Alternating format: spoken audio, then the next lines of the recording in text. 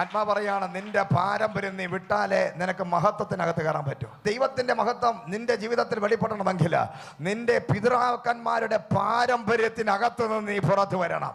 Price the Lord. നിന്റെ പഴയ ശുശ്രൂഷകൾ അവസാനിക്കണം, പഴയ കാഴ്ചപ്പാടുകൾ മാറണം, പഴയ ചിന്താഗതികൾ മാറുമ്പോൾ സക്കറിയാവ് രാജകൊട്ടാരത്തിനകത്ത് വില കൂടിയ ഡ്രസ് ഇട്ടാൽ പോലും സ്വസ്ഥതയും സമാധാനവും ഇല്ല.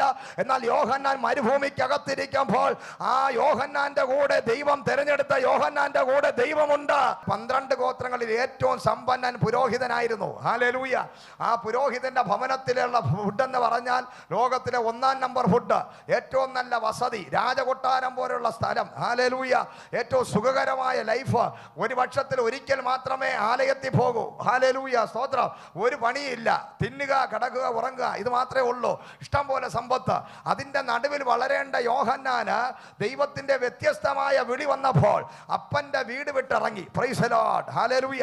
അപ്പൻ്റെ വസ്ത്രം ആ വ്യക്തി അണിഞ്ഞില്ല, അപ്പൻ കഴിച്ച ഭക്ഷണം കഴിച്ചില്ല, മരുഭൂമിയെ തിരഞ്ഞെടുത്തു. മരുഭൂമിക്കകത്ത് പ്രൈസ് ദി ലോർഡ് വെട്ടുകളിയും തേനും ഭുജിച്ചുകൊണ്ട് താൻ ജീവിക്കുകയാണ്.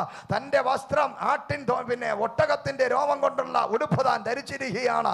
തൻ്റെ എല്ലാം വ്യത്യസ്തമായി മാറി.